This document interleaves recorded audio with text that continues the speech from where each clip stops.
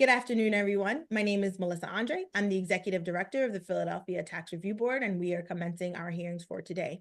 With me today is our board chair, Paula Weiss, as well as board members John O'Connor, Nancy Cameradiner, and George Matthews. Please be aware that this is a public hearing and it is being recorded. Because the meeting is public, participants and viewers have no expectation of privacy. By continuing to be in this meeting, you are consenting to being recorded, and this recording will be posted on the Tax Review Board website. At this time, Paula, I'm not really sure how you want to handle these cases. I did know that Miss Knapp was first, but Mr. Cook's case is a little bit shorter. It doesn't have as many pieces. So I don't know how we want to do this. We could just go in order 1, 5, 6. Since everyone is on Zoom, other than the administrative matters that we'll start with, let's just take them as they're listed. How's that? Got it. Okay. So good afternoon, everyone. The Tax Review Board hearings for January 23rd, 2025 are now in session. Before we move into hearing the cases for petitioners who are present today, all of whom are on Zoom, we have several administrative matters on our docket to read into the record. And I am going to start with case number 2. Last 4 digits of the docket are SXPI, and that matter has been withdrawn. I'm going to move on to case number 3 for Kendra Harris, 1355-57 North 2nd Street, which is also connected to case 7. And I'm going to turn to Mr. Cohen to have a brief discussion. I understand there are 2 separate paths at the moment for these cases. My understanding That's is correct. for number 3 ending in W3M6, there's a continuance request. Is that correct? So is that number 3 on the list? Yes. The one ending W3M6. Yes, the city has requested continuance. Hopefully the parties will be able to resolve that. The other case, which ends 1SZN, has been resolved and withdrawn by the petitioner per agreement. Correct. I mean, that's my understanding. So let's start with number Correct. 3. You're working towards a settlement of that. Is 60 days sufficient? More than sufficient. More than sufficient. Thank you. Okay. So I'm going to recommend to the board that this be continued for 60 days. Obviously, should it get resolved, please notify our administrative officers so that we can mark it closed. Of course. Thank you. Thank you. All right. So can I get concurrence from the board that case number 3 is going to be continued? John O'Connor, I concur. Nancy Cameradiner, I concur. George Matthews, I concur. Paula Weiss, I concur. The partner case to that, I'm just going to jump down to number 7, as Mr. Cohen stated, has been withdrawn, and that is docket number 1SZN. One more administrative matter, and that is case number 4, ending in U70B, and that matter has been continued as well. So we are going to then go back to the matters that are still on the docket for review today, starting with case number 1 for 7438 Thoron Avenue. Last 4 digits to the docket are Y2LB. Mr. Cook, you are in our Zoom. Yes. Could you? Yes. Okay. Could you please state your full name for the record? Yes. Lionel Anthony Cook II. And do you swear or affirm any testimony you're about to give in this matter will be the truth? I do. Thank you. All right, we're going to turn to the city as a preliminary matter so that we can have the dollar amounts and dates and controversy put on the record. And then we're going to come back to you, Mr. Cook, and allow you to explain to us why you're here and what you're looking for from the board. Okay, Sure. Mr. Cohen, is this your case? All of them today are my cases. All of them are Thank your you. cases. Okay. Who do you have here who we can swear in to read the numbers into the record? The city has Martin Higgins from CLIP, the Community Life Improvement Program. Mr. Higgins? Say something. You're on mute. There you I'm go. sorry about that. Yes. Please state your name and position with the city. Martin Patrick Higgins, Code Administrator, Department of Licenses and Inspections. Mr. Higgins, you swear or affirm the testimony you're about to give in this matter will be the truth? Yes. Thank you. Could you provide us with the billing information on this? Oh, sorry. The billing information, I think, would come from Lashika Mitchell of the Litigation Support Unit, correct? Yes. Oh, okay. Ms. Mitchell, Yes. welcome. Sorry. Please I state your apologize. name. No problem. State your name and position with the city. Sure. Lashika Mitchell, Code Administrator. And do you swear or affirm the testimony you're about to give will be the truth? Yes, Okay, thank you. Could you provide us with the dollar amounts and dates in controversy? sure. 7438 Boron Avenue. This is a clip bill, bill date 11/14/2023, bill number 2023-012431. Principal amount $118.84. Admin cost $24.96.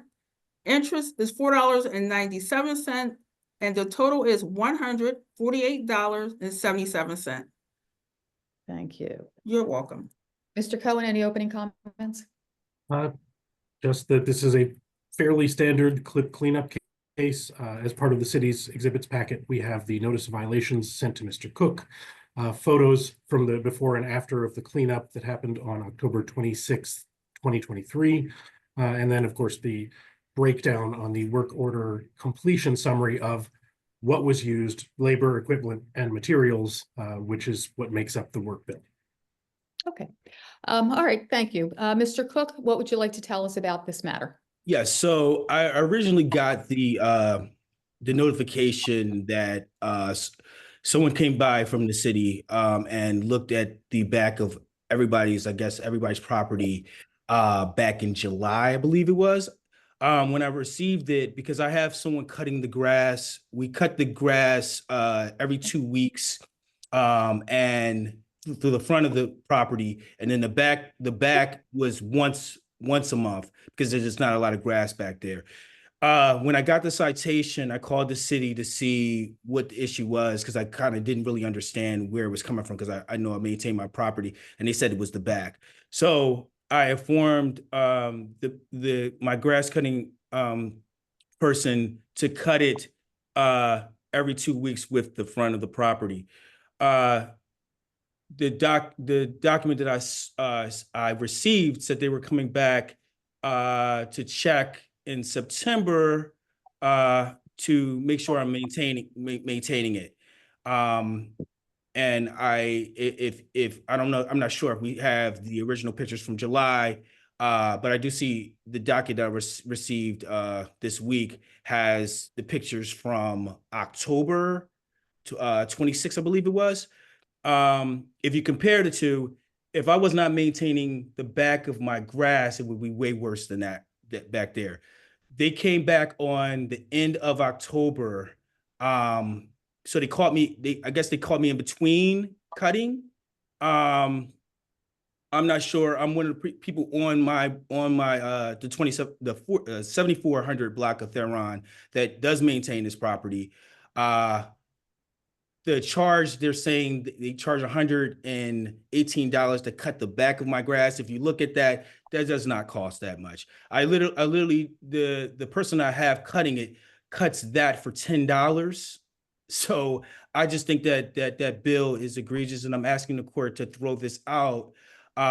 Basing if you look at my pictures from July and look at the pictures from October, it would be way worse. My neighbors that is exactly on the side of me with the gate, if you look at the picture, that's property has been egregious for probably a whole year. I was nowhere near, I believe it says 10 inches of weeds. So I don't know. I just think that the cost of the violation is aggressive, and I also didn't give permission for them to cut my grass when I have someone already cutting it. Okay. Mr. Cohen? Thank you. I don't have any questions for Mr. Cook. I would point out, I guess, sort of an opening statement that if a violation condition hasn't been complied and the violations still exist, then the city is authorized by law to go out and do an abatement, so permission isn't necessary. And with that, I would call CLIP Supervisor Martin Higgins.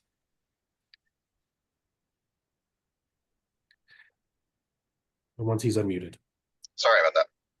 That's okay. Supervisor, if you could please tell the board how long you've worked for CLIP and in what capacity.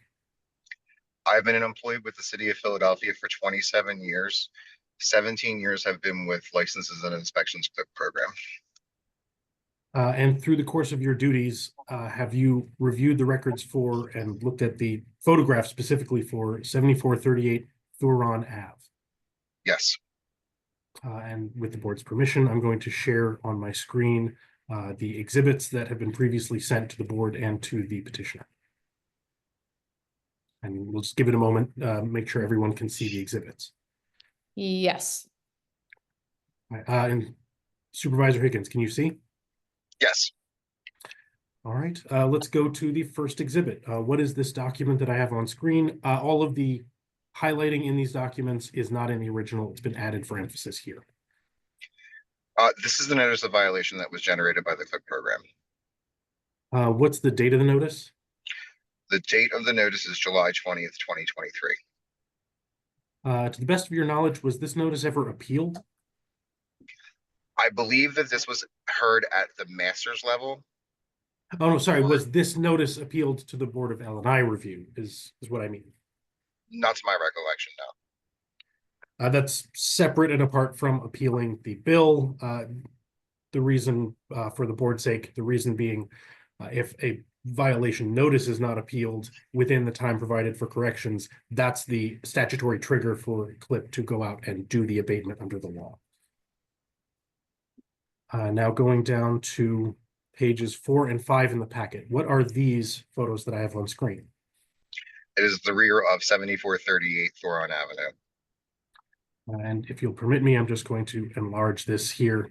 Could I interrupt a moment, Mr.? Yes. Are both of those garages attached to that property, 7438, or are those two different, if these are row homes, are those two properties?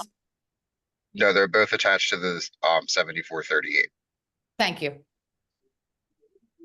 What, if anything, do you see in this photograph? Overgrowth along the side neighboring fence on his property, going across the front of the garage and then back up to the driveway. The public So I'm driveway. not asking for, I guess, a botanical opinion. In your experience with CLIP abatements, is this the type of overgrowth that would have happened in a 2-week period?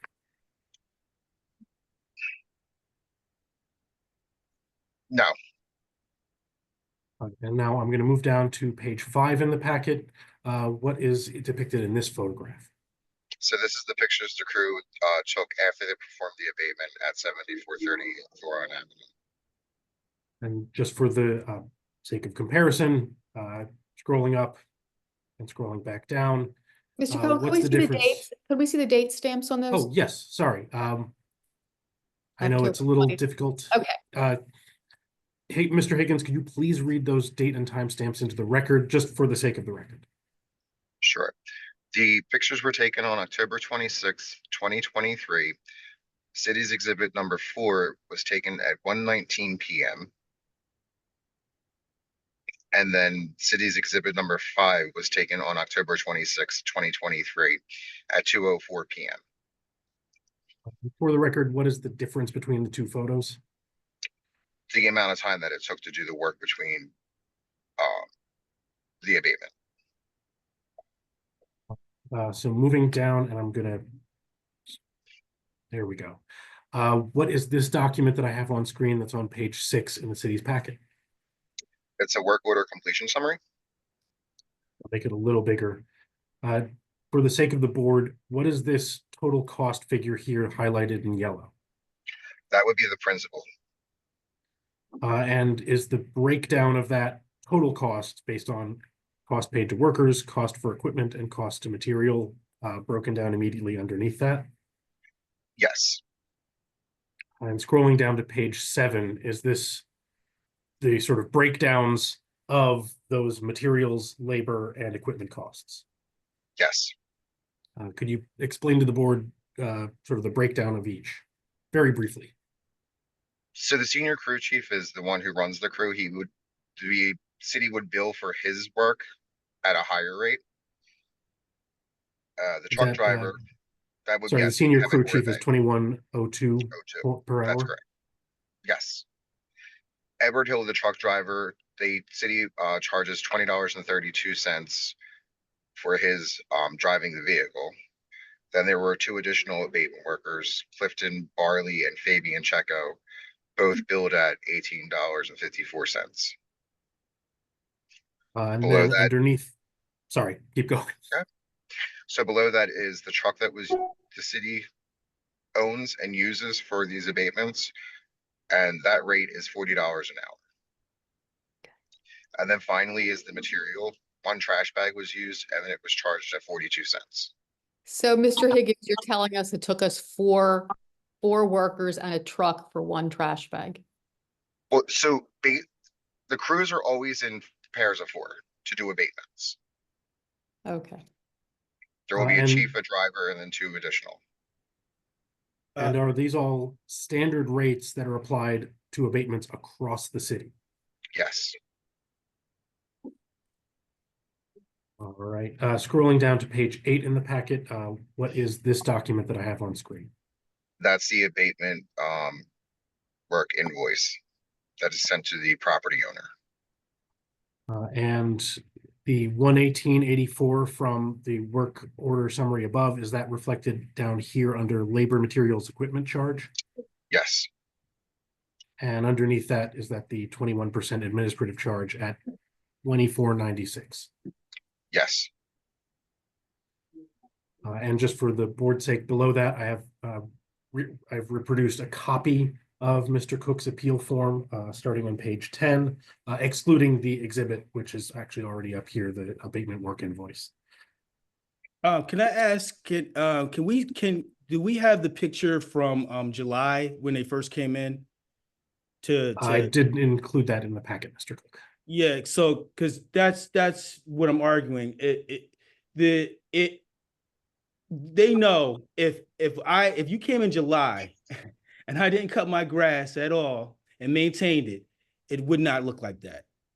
It would be, because there's several months that cross, and if you're saying Well, that for the sake of the record, the city is going to rest with respect to its questioning of Mr. Higgins. I will move exhibits C1 through C5 into the record. C6 is an OPA printout, which you don't need to deal with. And I would present Mr. Higgins for cross-examination by Mr. Cook before moving back to Mr. Cook. Okay, so, Mr. Cook, we understand your position that the difference between July and October could have been significant in terms of growth or weeds or whatever. Do you have any other specific questions, though, for the city's witness, Mr. Higgins, at this time? No, I just would like the city to be fair as a taxpayer that maintains my property ever since I owned it in 2016. I would ask if you would use discernment to know that if I was not cutting it in July and you say you were coming in September, then you come at the end almost at winter time and say, oh, you're not maintaining your grass, when you clearly saw what it looked like prior. I don't see how you could justify that you would charge me $100+ to cut that. It just seems that that's extortion to me, and you're trying to get over. Well, all right, we're not gonna go I'm a down hardworking citizen. That's my position. Okay, I understand the fine and want to keep the community clean because I'm with you, but I just don't want to be taken advantage of. all right. Did you have any other information you wanted to provide? Not at this time, no. Okay. Mr. Cohen, did you have any other information you wanted to provide? Just brief closing. I think Yes. if Mr. Cook is being taken advantage of, it's probably by the person who he's paying to cut the grass in the rear. It's pretty clear from the photos that the before photos specifically that was not every 2 weeks. That's more overgrowth than would have been warranted if the person had been doing their job.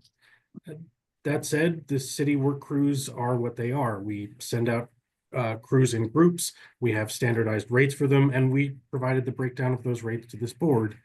And what we're really talking about here is about $143 worth of clip bill. I think 24 of which is administrative cost. So it's not extortion. It's not that much, but it is more than if you're paying someone in the neighborhood to cut your weeds for you. And I think Okay. that's something that is reflected in the fact that the city needed to do the cleanup rather than a private person. Thank you. All right, thank you. All right, we're gonna step back now. Everyone just stay where you are. Yep, please just stay where you are. The board is just gonna disappear. So.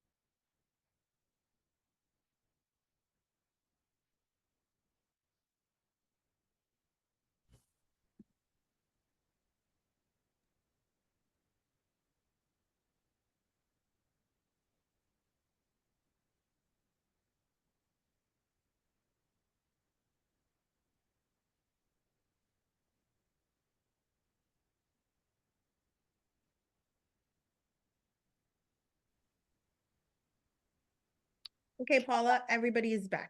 Back, Tax Review Board is now back in session. We did review the evidence that was provided by both the petitioner and the city and discuss the matter.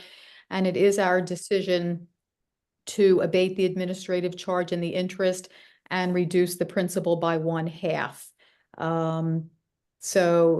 Mr. Cook, you will get a letter from the Tax Review Board within 2 weeks with that decision. You'll have 30 days from that date to make arrangements to pay the remaining balance. Either party may appeal to the Court of Common Pleas within 30 days of the date of the bill. Can I get concurrence from board members? John O'Connor, I concur. Nancy Cameron, I concur. George Matthews, I concur. Paula Weiss, I concur. And that concludes the matter. Thank you, Mr. Cook, for being with us today. We appreciate hearing your side. Thank you. And we're going to move on. Our next case on our docket, case number 5, which is 2616 North Corley Street, last 4 digits of the docket, WMID.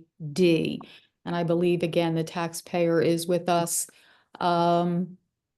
on Zoom? Yes. Yes, I'm Miss- here. All right, Ms. Davis, could you state your name for the record, please? Angela Davis. And do you swear or affirm the testimony you're about to give in this matter will be the truth? Yes, I do. And do you have someone with you who's going to testify today as well? Yes, my husband Hugh Davis. Let me see. All right, Mr. Davis, can you come a little closer so we could clearly and state your name for the record? Hugh, Um, Hugh Davis. Thank you, Mr. Um, Davis. Do you swear or affirm the testimony you're about to give in this matter will be the truth? Yes. Thank you.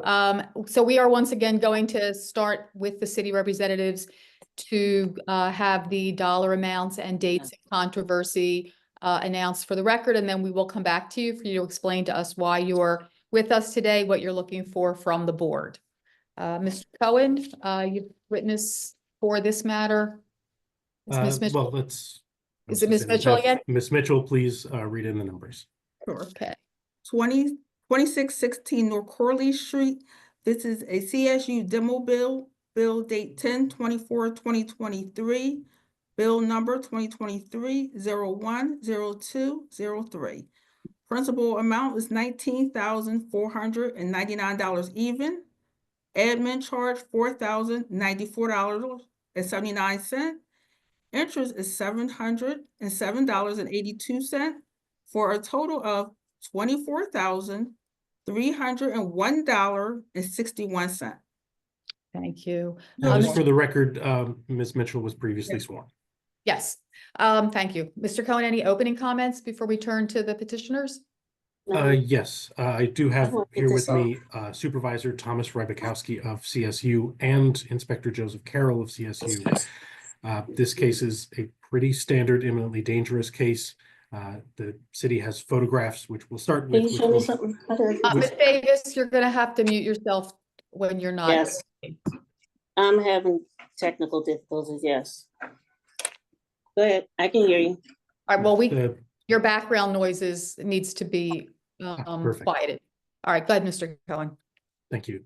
So the city will start with photographs that'll show the imminently dangerous conditions, and then we will move on from there to the petitioner's attempt to obtain a make safe permit, which was unsuccessful, after which the city obtained its own demolition permit, did the standard bidding process, obtained a demolition permit, and then moved forward with the demolition. The city does have to present to the board not just the demolition permit, but the bid tabulation explaining why it was awarded to the lowest bidder, photo of the completed demolition, contractor's invoice, and the bill that was sent to Ms. Davis. Okay, thank you. Ms. Davis, could you please explain to us why you're here, what you're looking for, what the circumstances are? I'll let my husband. Well, while we're here, because the building is torn down, we basically receive documentation of dangerous conditions. Okay, and right immediately, I called Inspector Carroll, spoke with him, and I said, "Hey, what do I need to do?" He said, "Well, you need to, get an engineer and file for permit and everything, get this done." I said to him, "Well, what can I do to make this building safe?" He said, "Well, I'm gonna allow you can go inside and shore this thing up from the basement." I went into the property from the basement, just like and I did it according to what the, I'm a contractor, but I didn't do it myself. I had somebody else to do it. And he said, "You still need," so I went in, I shored it from the basement all the way to the roof, 2x6, 16 on center, right? I have some pictures from the outside where you could see the new work that was done.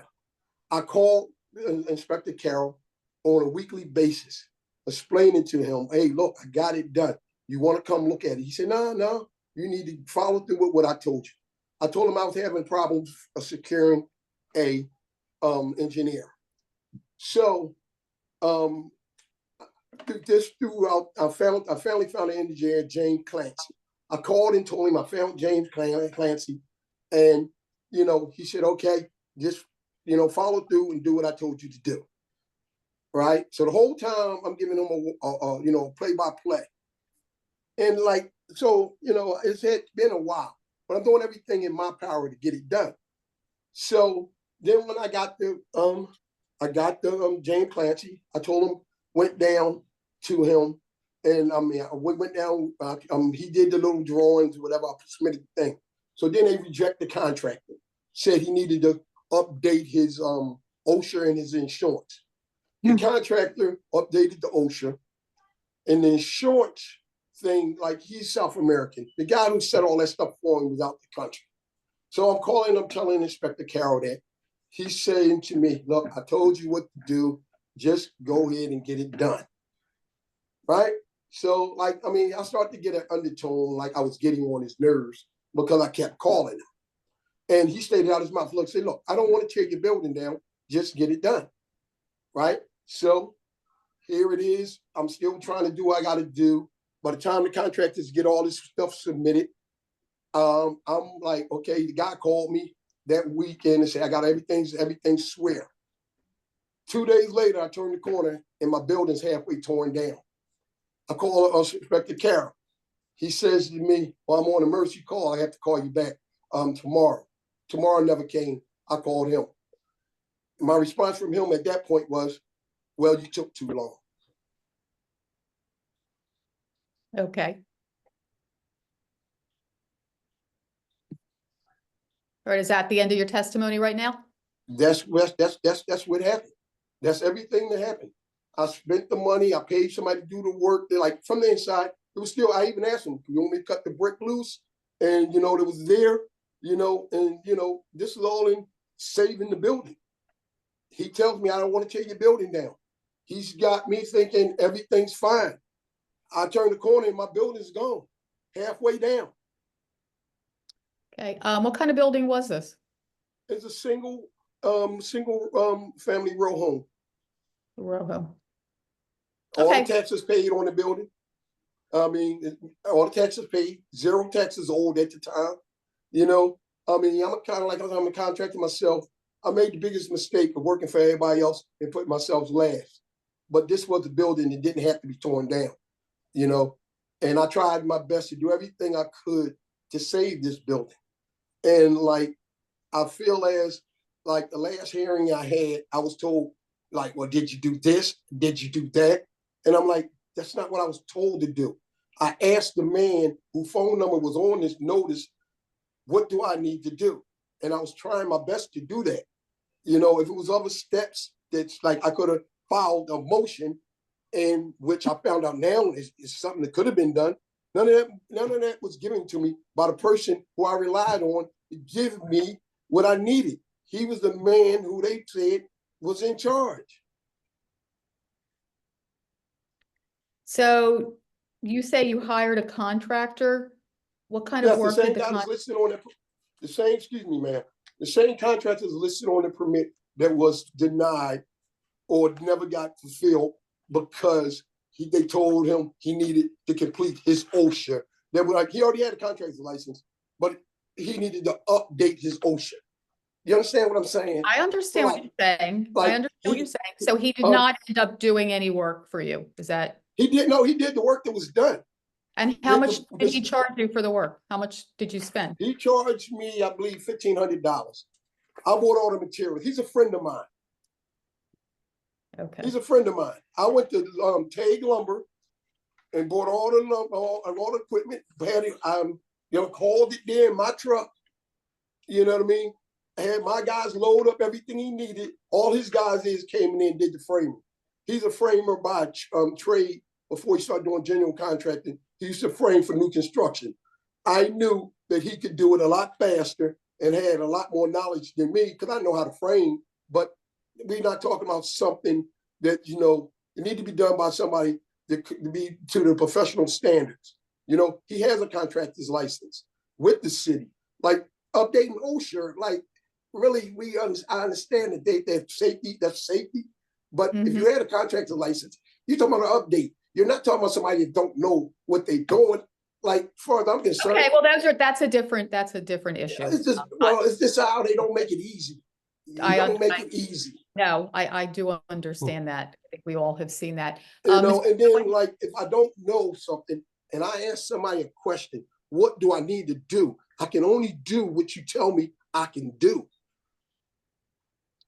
We hear what you're saying. Thank you. All right, I'm going to turn to the city. Mr. Cohen? Thank you. If I could have a chance to cross-examine Mr. Davis. Certainly. Good afternoon, Mr. Davis. So you were a contractor licensed by the city of Philadelphia, correct? I was, yes. License number 28444. I don't know. If you'll give me just one moment. It really doesn't make a difference. You can move on, for I'm just saying. Was this your contractor license, number And I said, I 28444? don't know. So you're not That's my sure. name. That's my Um, name. If Did you your say it's license mine, it's mine. expire in So 2016? I'm sorry, I'm gonna step in because I could already feel the tension. He's asking you questions because he has a right to. Please just respond. Let's stay calm. It doesn't need to be tense, okay? Well, you know what though? I understand what you're saying. I'm trying to see calm. What I does this understand have to your do with what frustration. we're talking about? I understand your We have- frustration, and if the board feels like this is unnecessary, we'll say so. But for right now, just please answer his questions, and if the board feels like it's unnecessary, they'll stop him. But I need you to stay calm, because I know you're frustrated. We feel it. So just please try to answer his questions to the best of your ability. And it's okay. If you don't know, then you just don't know. That's my name. I don't remember That's my fine. license number. That's fine. Mr. Cohen, we need to move on. Well, is it true that your license expired sometime in 2016? Okay, yes. So that means that you wouldn't have had a license, you wouldn't have been able to obtain this permit yourself to repair 2616 North Corliss, right?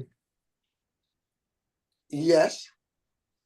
So that still means, though, that as a formerly licensed contractor, you're aware of the requirements under the Philadelphia Code that contractors need to follow. Is that right?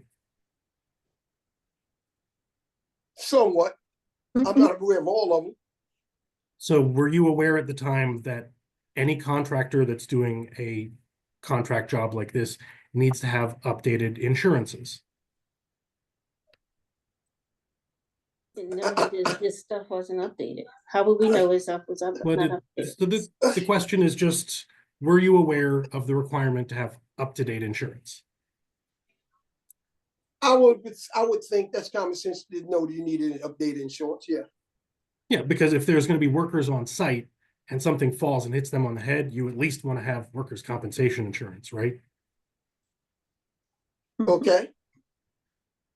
So if the permit application was rejected for lack of insurances, it would make sense because L&I doesn't want workers to get injured on the job and not be able to get compensated, right? Well, sir, that was stated to me that that's what it was. He was able to he was able to present them the certificate. He had insurance. All right, you know what, Let's- Mr. Cohen, we really do understand the Okay, then let me issue ask here, this. so. But as a former contractor, you are aware that it is illegal to do contracting work of that scope without a permit. Well, you know what? No, I didn't. I didn't know it was illegal when your inspector that you pay tells me to go in and do it. So I thought it was under the scopes of the city's supervision that it was being done. I was told by your official to do it. Well, then let's actually ask, what did you understand by Inspector Carroll telling you to go and do it? When What I is asked the him, it? I said, can I go in there and make this safe? Shore this thing up so that it doesn't collapse. He said, yes, I'd rather see that than to have this thing collapse and somebody get hurt. But there's a difference between shoring something and actually doing make safe work, right? It depends on how you look at it. Well, shoring is temporary, Well, see, sir, and make safe is meant to permanently fix the structural issues that are possibly going to cause a collapse. Is that right? within the limitations of space, right? Within the limitations of space, in between that narrow alleyway, right? because the bases of the work is between maybe 6 feet, if that. So the best way to have done it, just like I discussed with him what we was going to do. He actually told me you have to go from the basement all the way up. I don't want such and such or such and such. He basically gave me the parameters of what to do. Okay, well, we're So- not going to get into well- the building block by Okay. block basics. Well, then, Let's let move me on. move on to a different area. Were you aware that James Clancy, the engineer, actually had to surrender his license in Ohio due to disciplinary issues? Well, how would I know that? Were Okay, you aware Yes, sir. then that he also was disciplined in Simple New yes or Jersey no before that? response. How would we I know that? When I went down there. and I okay, put the that's paperwork- fine, That's- Mr. Davis, that was your answer. No, That's listen, when fine. I submitted this, no one said to me, well, these plans ain't no good because Mr. Clancy's been sanctioned. No one told me this. Like, Well, I mean, let me- how would Let I me know ask this then. When you hired your engineer and your contractor, did you do your due diligence to check out whether they may have had issues in the past, whether they had their proper insurances, whether they had their OSHA training? Did you do those checks? The contractor is a friend of mine. I know he has his OSHA. I know he has insurance. He produces insurance. His OSHA, they said it need to be updated. It takes time to update it. I mean, he's a licensed contractor. Like, I mean, the city of Philadelphia, I would think, is more in control of making sure the people who are OSHA updated when they look into their files and say, hey, this guy's OSHA is expired. Let me do something about this. Let me And- keep him away Well, from and the they, public. and if they he's not did, state. obvious. All right, Mr. I- And they did. Yes, that was Behind actually and gonna they be my did. next question. Behind the So, fact. which is why you couldn't move ahead with him. So I think we've Well, he had when seen that. okay, So one of I those- have no further questions for Mr. Davis, but he should be permitted to give another opportunity for some, I guess, redirect. Of course. All right, Mr. Cohen, why don't you start putting your case on, and then we'll. All right, the city would call Supervisor Tom Rybakowski first. Hello, Mr. Rybakowski. We need your camera and your microphone on. Thank you, Mr. Rybakowski. Hi. Yes. Mr. Rybakowski, could you state your name and position with the city, please? Thomas Rybakowski, City of Philadelphia, License and Inspections. Do you swear or affirm the testimony you're about to give will be the truth? Yes, Thank you. Mr. Cohen, It's Supervisor Rybakowski. How long have you worked for L&I and in what capacity? I am currently a construction compliance supervisor assigned to contractual services unit for emergency response. I currently am one of the supervisors. I've been a supervisor since 2021. And then prior to that, I was a certified plans review specialist and building inspector assigned to the same unit since 2014. And through the course of your duties for L&I, did you review the records for, and specifically the photographs and permit history for 2616 North Corliss? Yes, I'm going to share on my screen a city's exhibits packet that's been previously provided to the petitioner and the board. And can everyone see the packet that's on screen? yes, we can. All right, Supervisor, let's go to the first exhibit on page 2. What is depicted in these photographs? it's the front of the property on Corley Street with a red posting on the front window. And just going to page 3, is this a closer photo of that imminently dangerous poster? Yes, Now moving on to page 4 in the packet. What is depicted in this photograph? it's the photograph of the rear of the property. What can we see in this photograph that might have a structural significance? A tree growing out of the rear side wall of the property. I'm just going to zoom in a little bit here. Is that the tree coming right out of that sort of the top of those bricks? Yes, And has it displaced the bricks immediately next to it? yes. What's the potential risk with that? Collapse of that portion of the building, if not leading to the collapse of the entire structure. Is there any effect that this tree has had below on the brickwork below it in this sidewall?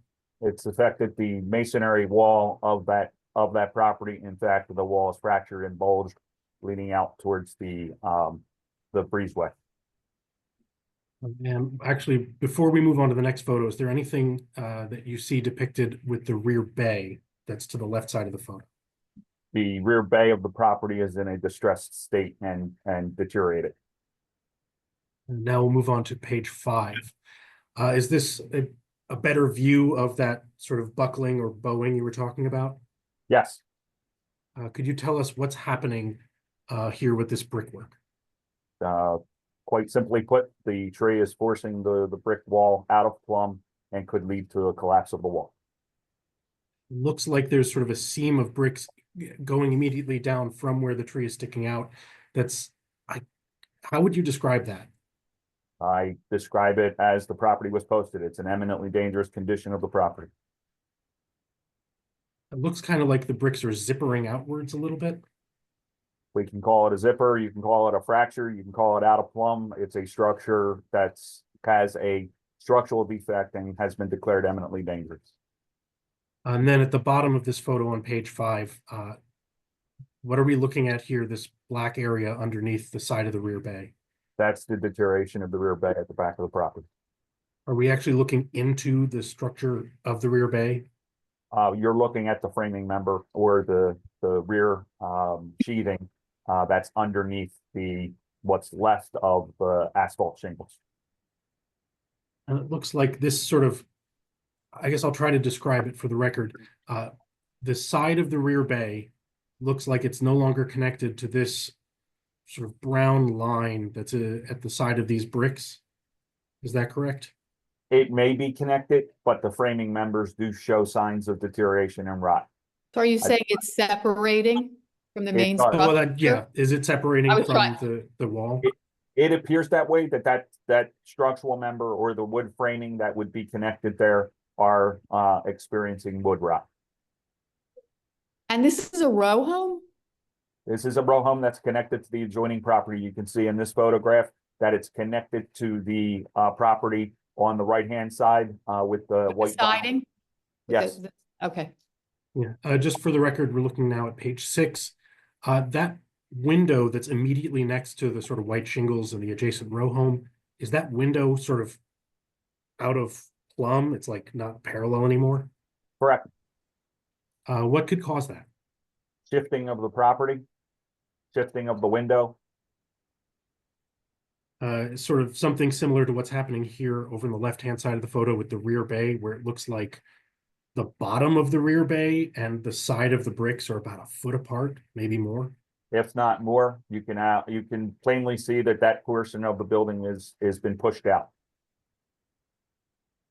And what can you tell us about down here on sort of the bottom of the photo on page 6? You can see that portion of the building has been forced out of plumb. There is a eminently dangerous status of that property. And then lastly, on page 7, what are we looking at in this photograph?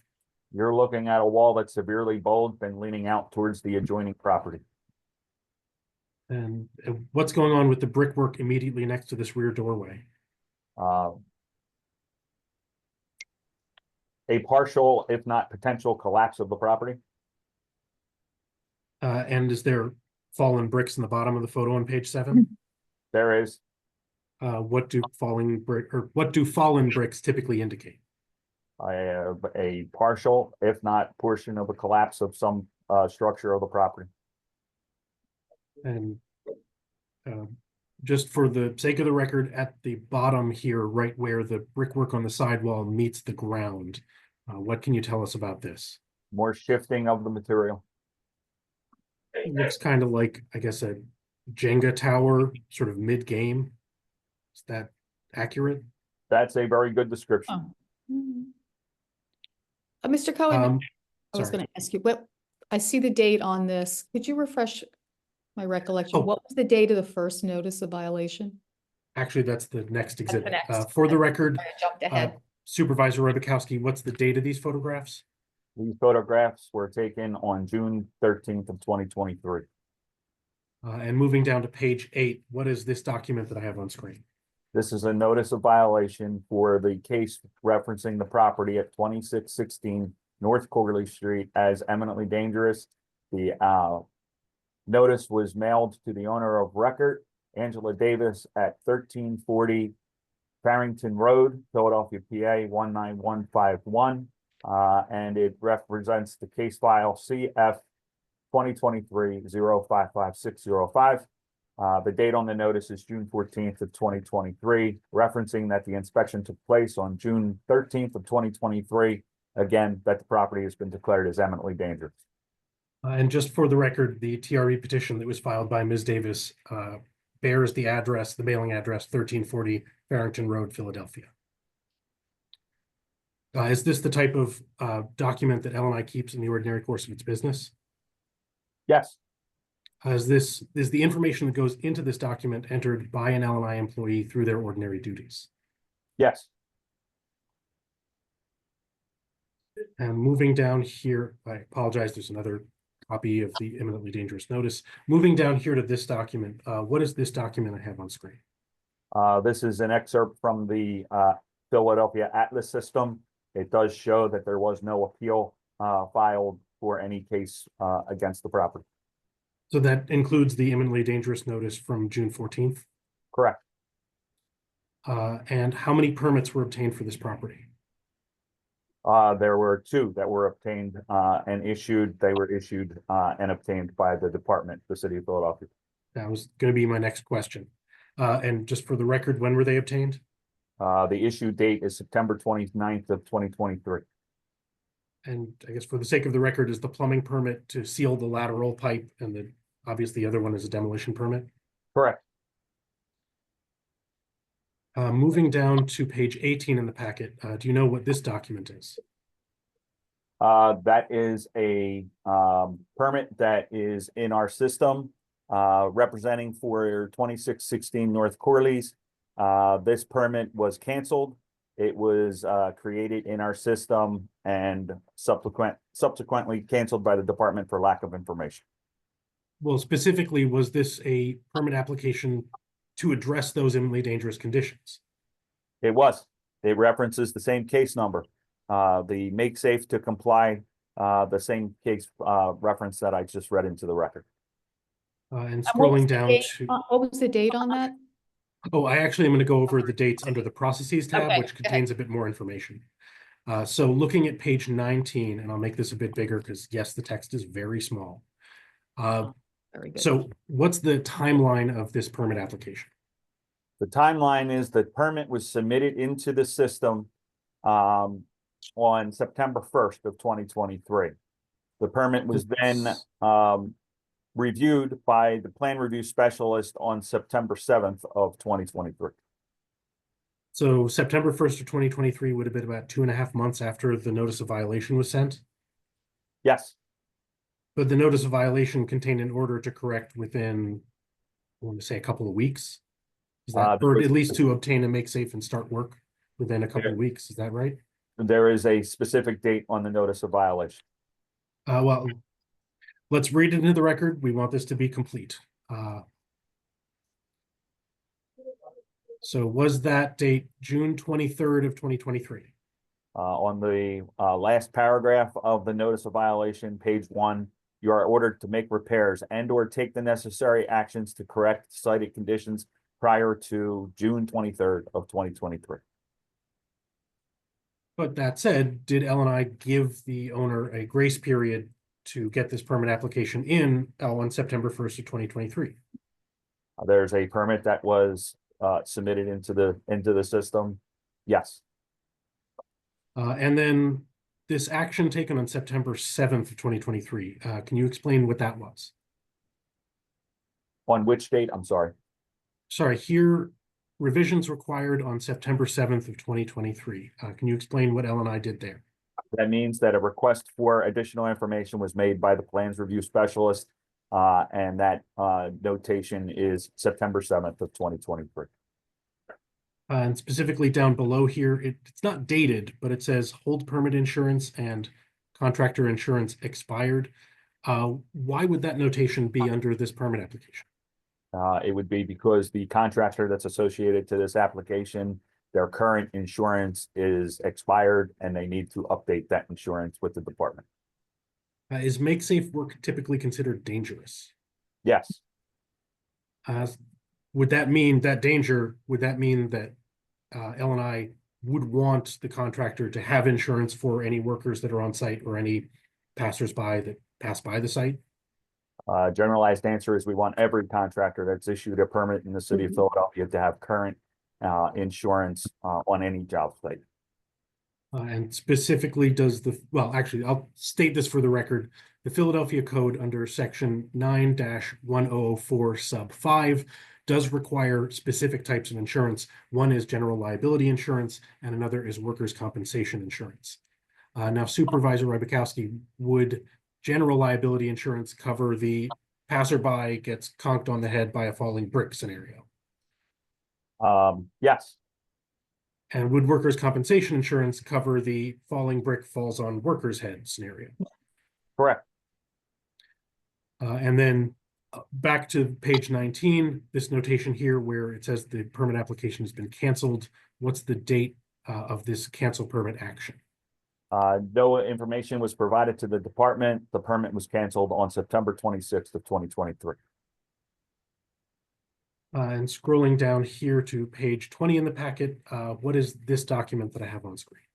This is a letter that was sent by the department instructing that the permit application from September 1st of 2023 was found to be incomplete and missing information.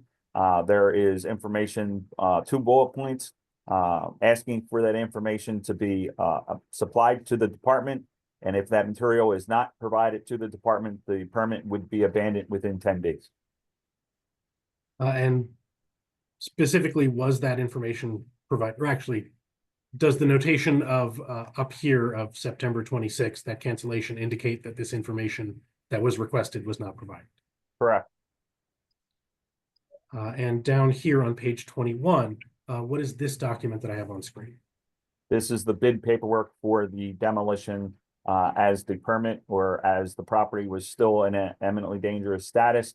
The property was placed out to bid. These are the bids that were secured by the department for the demolition of the property.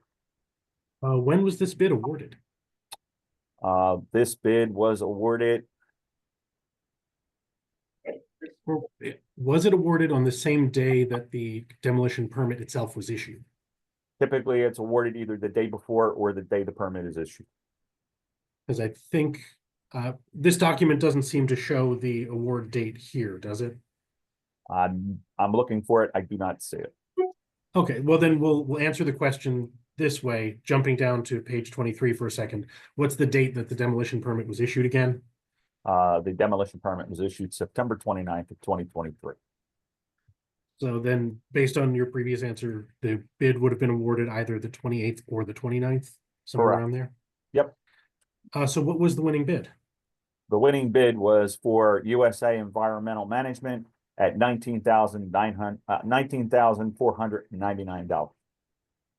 And just for the record, the other 2 bids on this screen, were those the only other 2 bids placed? They are. And what were those bids? One bid was for $20,800. The other bid came in at $22,222.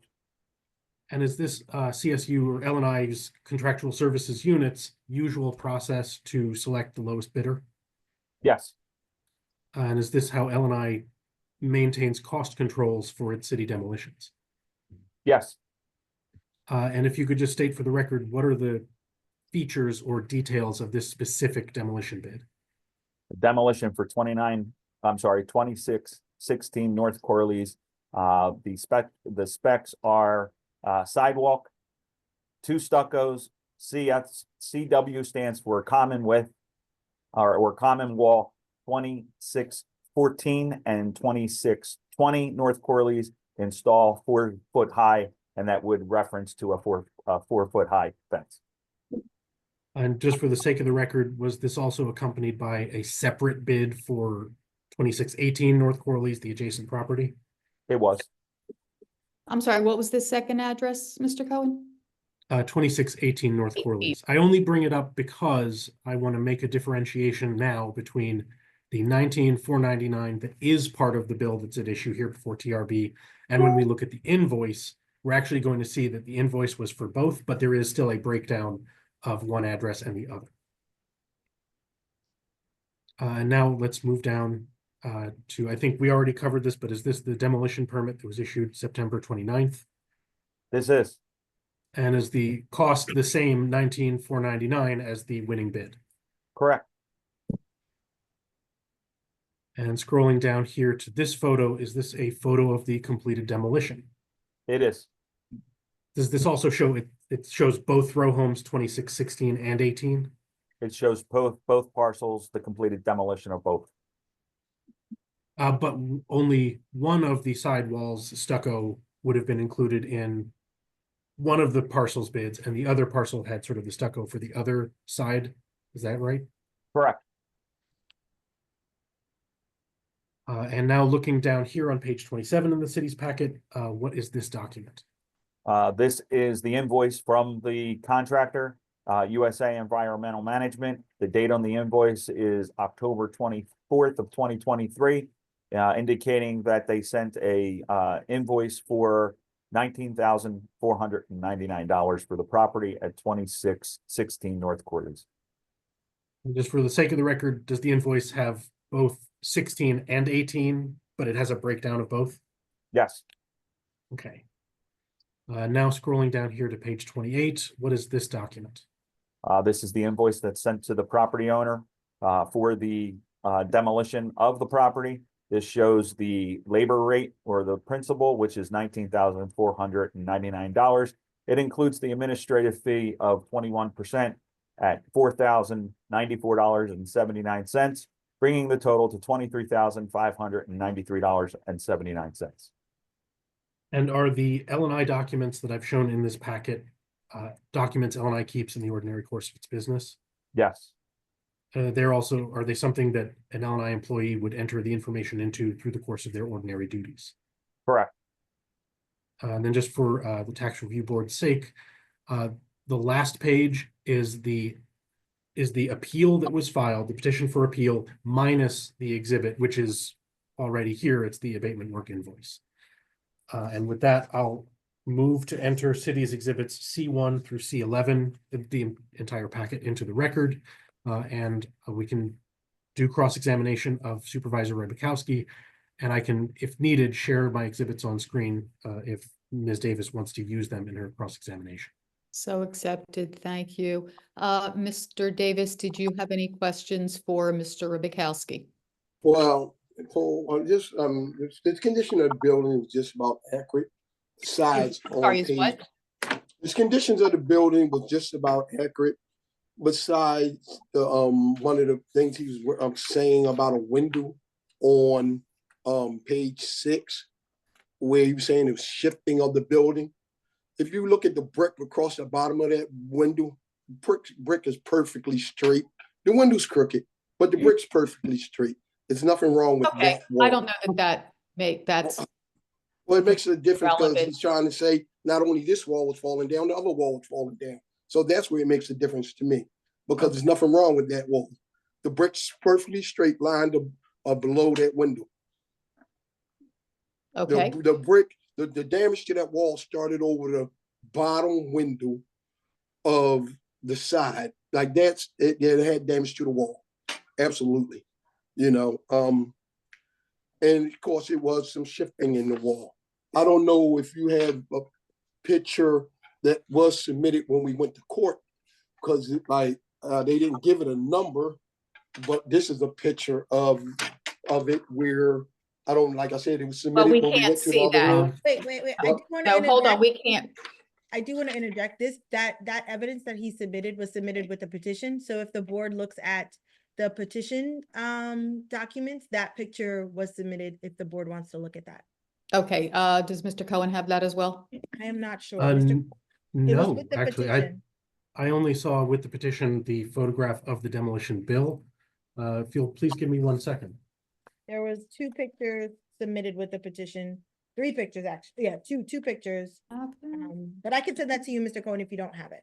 But that was submitted with the petition. 1 moment, I'm checking in the ARCS system. Sure. If not, I will email it to you. Yeah, unfortunately, I only see the petition and the copy of the bill in ARCS. So yes, please email No me. other documents? Those are the only 2 documents that I see. Okay. Granted, I might not have the same access to ARCS that you do. Okay, Hold on, I'm going to send that to you right now. Okay. Oh, I see. All right, I'm seeing that, yes, the board information does have that. Second, Mr. Cohen, I'm sending it right now. Of course.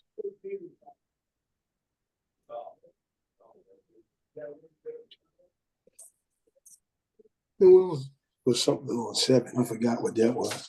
He said it's wrong. Just sent that to you, Mr. Cohen. All right, so let's give it a minute for Mr. Cohen to receive and Thank you. open the document. In the meantime, does Mr. Davis have any other questions for Supervisor Radikowski? No, I mean, like I said, I have a question. Did Mr. Robakowski ever visit the property? Mr. Robakowski? No, Okay, then I'm wondering why the inspector isn't here. he is there. He is here. Yeah, Oh, the okay. inspector will be called So, next. Ms. Davis, are you saying Okay. photos don't accurately represent the property? That is correct. Well, what I'm saying is that exhibit that we have, They're looking it for it. shows, it We have shows, it. Oh, you have it, and yeah. the city has Yes. received the exhibits from I from don't think Director it- Andre. Thank you. Mr. Cohen, if you can, because you're probably the person who could do it the best, can you just share those two documents, those pictures? Yes, give me one Thank you, moment. Mr. Cohen. Can everyone see the photo that I have on screen? Yes. Yes. Yes. And that's a picture depicting where the wall, where the bricks were loose, was moved. And the work that was done there, with the consent of your inspector to ensure it wasn't a collapse. and also I wanted to point out that work was done in June. That work was done within a week after I got the notice. Soon as I got that notice, I jumped on the phone and contacted the inspector. It was just some mistakes here made on my part. But I went with, I gotta get this, I gotta fix this. You know what I mean? I went with what the man told me to do. We I understand, asked. we understand what you're saying. I Can you mean, you know, to us and the guy. exactly, could you point out to us exactly what we should look at as work Right here, did? I don't. Right you see it? where? Can you see my finger? No, we can't see Uh, No, that. we cannot. Can you describe it for the record? Okay, if you start at the bottom of the picture, all the brick was moved. All the brick is moved out of there that was in danger. The tree still, a part of the tree still there. It's brand new 2x6 across the top of the window. It's a header coming out up under the bay that you said Okay. was deteriorating. If you follow that back, that goes all the way back the whole length of that kitchen, which is probably 10 feet.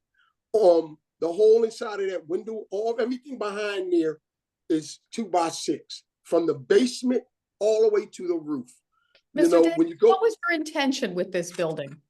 my intentions was, it was a part of, I bought the building and, my intentions was to use it for rental property. Okay. And when did you purchase it? I'm not sure, ma'am. I'm not sure. I purchased, the problem of it is, and this is the problem, I'm busy, right? And I work for a lot of people and I put myself last. That was my biggest mistake. I put myself last. I'm always working for somebody else instead of taking care of my own backyard. And how And- often did you visit this property? I went there quite often. I didn't go in the back. Well, I'll tell you how it would happen. I was in there working. It was like work I was doing. And then I had a lot of stuff in there that got stolen. Okay. And after the stuff got stolen, that was a setback. So then it was like, okay, I got to hustle. I always went and made sure the snow was shoveled. I rode by the outside of the building. I seen the outside of the building when they gave me violations because they said I needed to put windows in and board it up because I had it boarded up from the outside. So I went and put glass in the front and, I put boards behind it. Everything the city's asked me to do on the building, But you didn't I've look always at the done. back. You were I not never aware. went inside. I peeped inside a couple of times. I never went all the way back in the kitchen. There's a wall there. So I didn't see it. It was a property, I didn't notice this until it was brought to my attention. Okay, It had a brand new roof on it. It had brand new roof on it. It had, it had a lot of work done to it. I mean, we ripped that roof down to the wood and redid the whole roof. So like in my way of thinking, well, there ain't no water getting in here. It's locked up tight. And like I said, I'm running, doing everything for everybody else. And the thing about the insurance issue, I don't have a permit with the lights with Philadelphia, but I have contractors insurance, and I personally have contractors insurance, and I personally carry workman's comp. And the guy did too. Like, I mean, okay, well, that's all a that stuff completely was, all his separate insurance was brought up to date situation. when everything for my contractor was brought up to date when I notified him of it. But through the paperwork part of it, it took time for it to happen. Once he told me everything was cleared up, 2 days later, the building was on the ground. It's not like, and like I told the inspector when all this happened, well, I told you what to do. Just go keep following up on it. Thank you, Mr. so, David. like- I think we've heard most of this already. Mr. Cohen, are you going to put Inspector Carroll on, or are you waiting to see if the petitioner? Actually, could I recall Supervisor Rybakowski specifically to talk about what's depicted in the photo that we were sent? Surely. All right, Supervisor, remember you've been previously sworn. I'm going to put the photo on screen that was just emailed to me. This is part of the petitioner's packet. Is the tree that was in the previous photo from June 13th still present? Yes, I just said that. Is that, now Supervisor Rybakowski, is that still a structural issue? the property was deemed as eminently dangerous. It's still in that state. Well, specifically, if you have a tree growing through a property, even if it's been shored up by some additional wood, does that still constitute an eminently dangerous condition? It does. In fact, it makes it worse. Because the tree is going to still continue growing? No, because essentially the tree is one of the problems, but now you added shoring into the property that is taking the weight now, is being now placed on that shoring that's added, which could potentially lead to losing the bricks because they're out of plumb. Essentially, like if you have a bunch of bricks and you have a weight pressing down on them, if you remove that weight, does that give them more room to wiggle around? Yes, And it also looks like a significant amount of the brickwork at the end of this wall has been removed. Is that right? correct. Was it removed correctly? There's no permit, there's no indication on how the demolition prior to the shoring being placed. So I couldn't tell you whether or not it was done correctly or not. Well, let me rephrase it this way. Over here in the photo, does it look like there are ends of bricks that are sticking out at odd angles?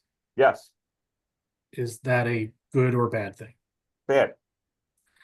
And actually down here, is it a good or bad thing that more bricks have been removed from underneath the wall than have at the top of the wall? Correct. So Correct. essentially the bricks that are up here are not being properly supported by anything beneath them. Just there.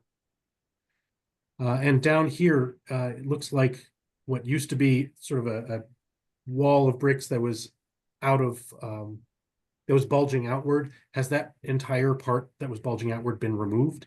No, What do you see in the photo remaining of that part that was bulging outward? still the masonry units and the window. I was going to ask about the window. Is the window jutting outwards at an angle? It is. What's carrying the weight from the top to the bottom of that window frame? Nothing. So normally when you have a window frame, do you need like something above it to distribute the weight off of the left and right side around the frame? You essentially need a lintel on or a header at the bottom and at the top of the window, specifically the top of the window to carry the masonry load above Right it. here. So is there anything on the left side of that window carrying any of the load around the window frame? There's no framing nor structure supporting anything on that side. What's the potential risk there? further collapse? So, based on what you've seen in this photo, has the structure been made safe? No, Has the condition of the structure been made more or less the same as it was, or possibly worse? possibly worse. Thank you. If Ms. Davis wants to ask any further questions, because there has been some redirect of Supervisor Rabikowski, the Excuse city will be me. happy to do so. Yes, Excuse me, may I say something to the inspector? The one that was just speaking? yes. Okay, well, If first you have a of all, question for him, you can ask him a question. well, I want to rebut some of what he said. Well, you'll have an opportunity to do that at the end. Right now, if you have any questions for him, now would be the time to ask him any questions. Okay, well, here's a question. If that thing is, if all the weight of that building is carried from the basement all the way up, okay, I understand that, some of the brick that was left there could potentially fall. But would that not stop the whole, what was done, would that not stop the building from coming down? That's not really a load bearing wall. Like I said, every joist in the back of that property was shored from the basement all the way up. So the only thing that was in danger was some brick falling. Okay, well, Right? we're And not no, gonna we don't get want brick to fall. into, That's not a we're not gonna question, get into the sir. whole Well, building circumstance, because that's really not our area of expertise. But I Mr. actually Rubikowski- was going to say that sounded like it was asking Supervisor Rabikowski to either yes or no, confirm or deny the statement, if you could give him the opportunity. Yeah, for us to get into the ins and outs of how you build a building is not gonna be helpful for us at this point. Okay. Okay, so Mr. Rubikowski, if you have it yes or no, if you can parse out the question. I'm sorry, I don't even know where the question was in that question. All right, so Mr. Davis, Okay. if you have a direct question for Mr. Rubikowski, could you repeat it? The question was, with the shoring from the basement to the roof, at the worst, the only thing that would have came down was some more brick. Is that a Is that yes or a correct? no? Well, all right, Mr. Rubikowski, I don't know if you can, but if you can answer that, is that a yes or a no from you? I can't answer that because I don't know the bracing that was installed in the interior of that property. Thank you. Okay, any other direct question for Mr. Rubikowski, Mr. Davis? No, not at this time. Okay, Mr. Cohen, is there anything else that you feel the need to provide us right now? Yes, brief questioning of Inspector Carroll. Okay, and that, I think, based on what you've already provided, it can be very brief. Yes, Inspector Carroll, if you could please unmute yourself. Yes, Mr. Has Carroll, he been well, sworn? I don't think so. Welcome. Okay. Could you state your full name and position with the city, please? my name is Joseph Carroll. I'm a building inspector with the Department of License and Inspection, Contractual Service Unit. And do you swear or affirm the testimony you're about to give will be the truth? I do. Thank you, Mr. Cohen. Thank you. Inspector, through the course of your duties, did you inspect 2616 North Corley Street and also converse with Mr. Davis about it? Yes, I have. What, if anything, did you instruct Mr. Davis to do? Originally, I was called out by one of the neighbors because they were concerned that that brick wall was going to collapse into their property. I went out and inspected it, Could you be a little more specific, which side, which wall? 2614, the 26 side where the Side breezeway is. wall. You're talking the Yes. side If- wall with the tree at the top. Yes. If I could put the photo back on screen. One Just wanted to moment. make sure we were specific as to which side we were talking. For the sake of the record, is it, we're Okay. now on page, 5 in the packet. Is it this wall that we're seeing in Yes. this photo? Okay, please continue. So the neighbors had called me out because they were concerned that the brick wall was going to collapse into their house. I went out, inspected the property, had seen the tree that was growing through the property with all the loose and missing bricks. The tree growing out, the roots will grow all the way to the basement, forcing all the bricks to be dislodged. Well, So I wrote, because we don't want to be duplicative, we've heard a lot about the structural issues from Supervisor Rybakowski. Let's focus on what communications did you have with Mr. Davis? Mr. Davis had called me and I had explained to him what needed to be done. He needed to hire an engineer, a licensed and insured contractor, and obtain a permit. He had asked me what he could do in the meantime. I said, sir, this is your property. I cannot tell you what to do, but if you feel your need to go in there and try and shore this property up, it's your property. I cannot stop you from entering your property. So he proceeded to say he was going to shore it, and he called me to come out to look at it. Well, I cannot go out and inspect unpermitted work. So I said, hey, I mean, you need to get the permit. You need to get a permit. You need to have a contract. Once that's done, I will gladly come out and inspect the property to make sure it's done in accordance with the approved plans. So just to be clear, when Mr. Davis was testifying, he said that you told him to go in and just get it done. Did you in fact make that statement? No, I told him he can go do that. Once again, I cannot stop a property owner from doing work to their property. Was that statement in response to a question that Mr. Davis asked? Well, it's Mr. Davis's property. I can't, he asked me what I should do. And I said, you need to hire an engineer and a licensed and insured contractor to do the work. And at any point, did you tell him or instruct him to do work without a permit? I said, did I tell him to do that? No. And did you at any point tell him that this was the type of work that didn't require a permit? Yes, it requires a permit.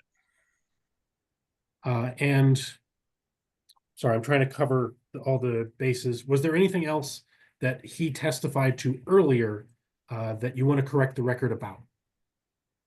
Well, Mr. Davis had called me multiple times and said, you know, I'm working on it. I said, well, you're going to have to get this done because that wall is going to collapse into the adjoining property.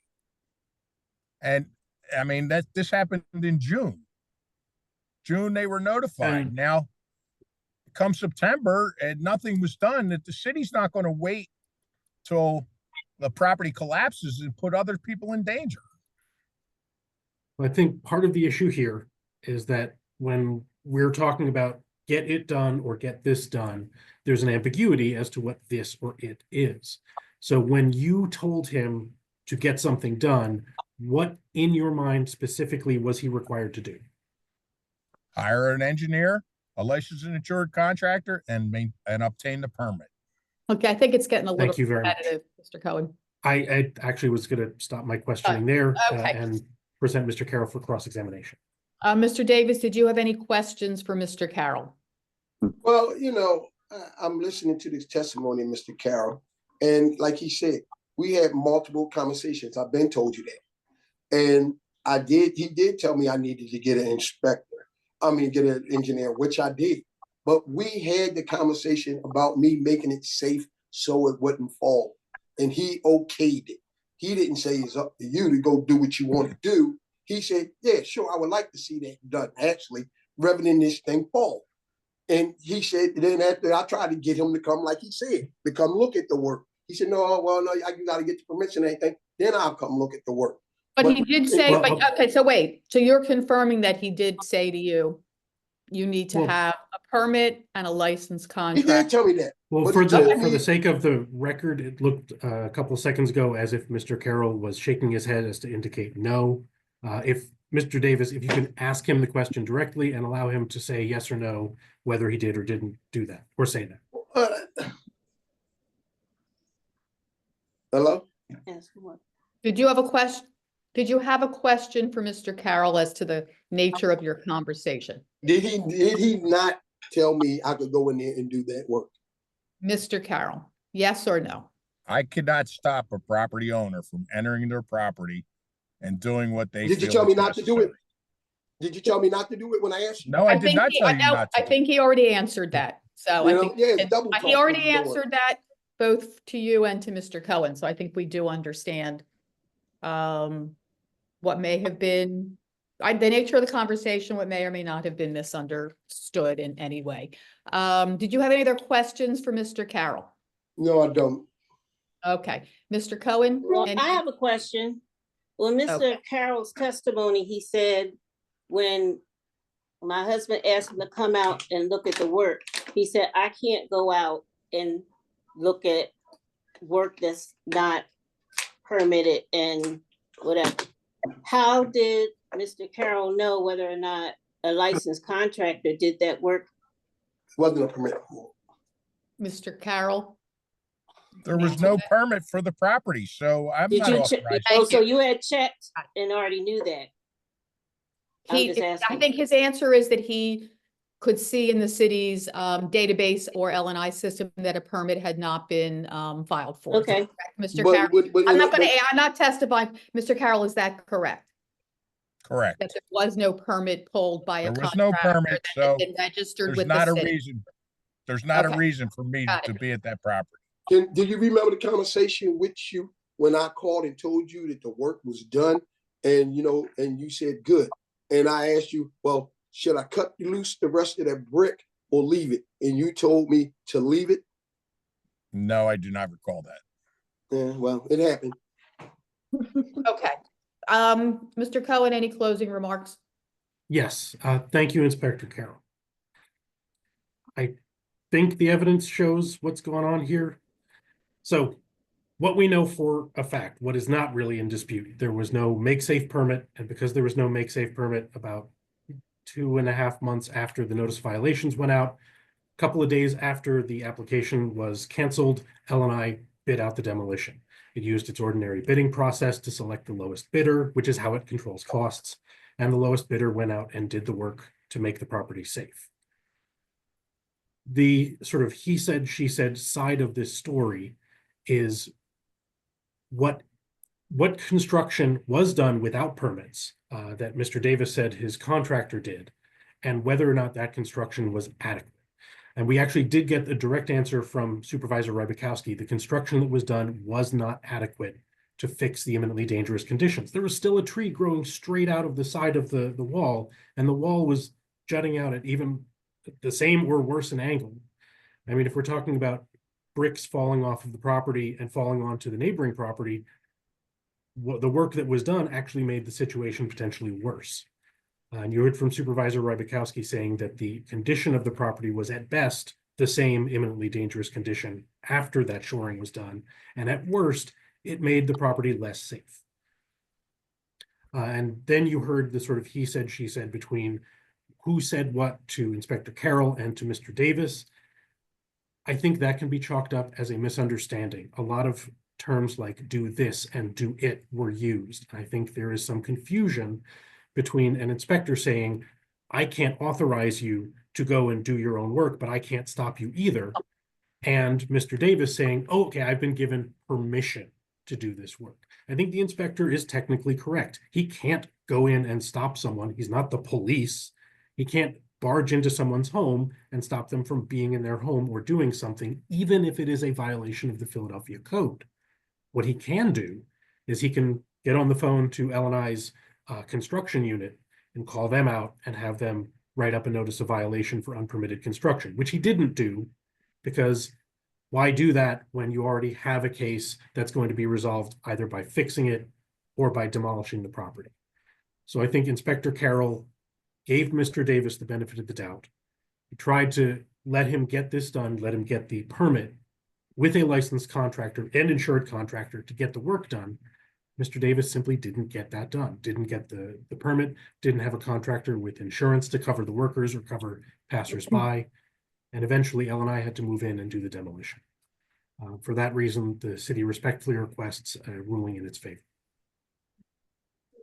All right, Mr. Davis, any closing remark you'd like to make that has not already been provided to the board?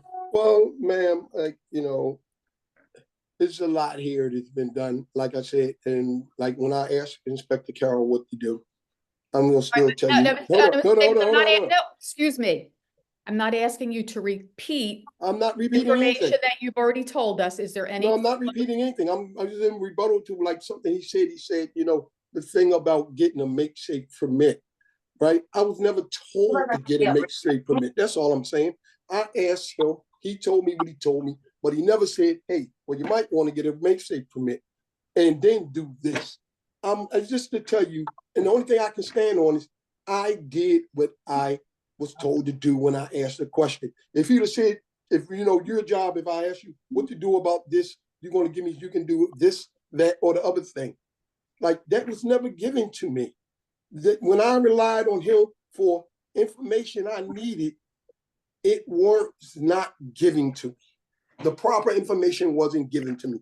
This all the info, like all the time of getting a guy that they say that the his license was this and he this, like the guy Clancy, you know, like okay, if I didn't know any of that, but I'm saying this was something new to me.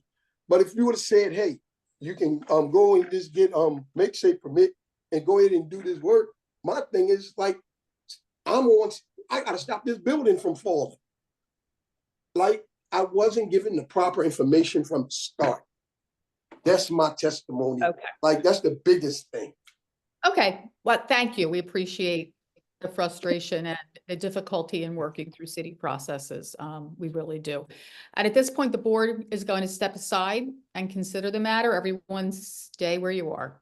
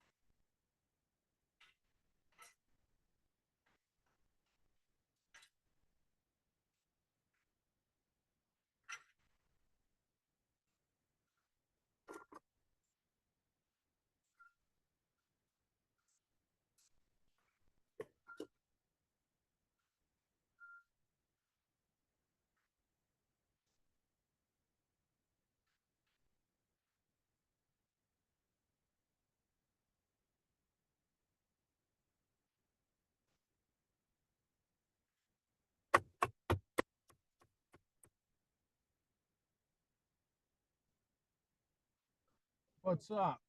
We on your way home? Yeah.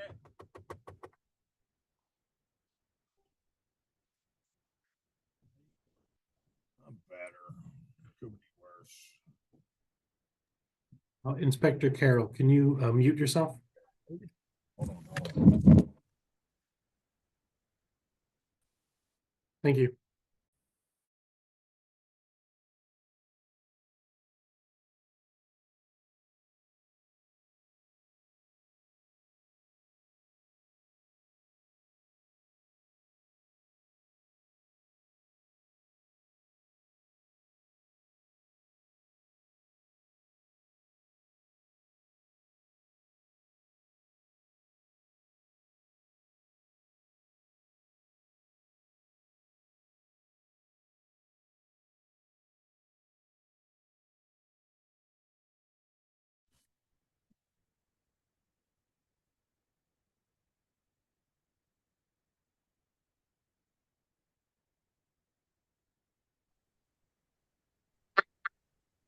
Okay, I think we have one.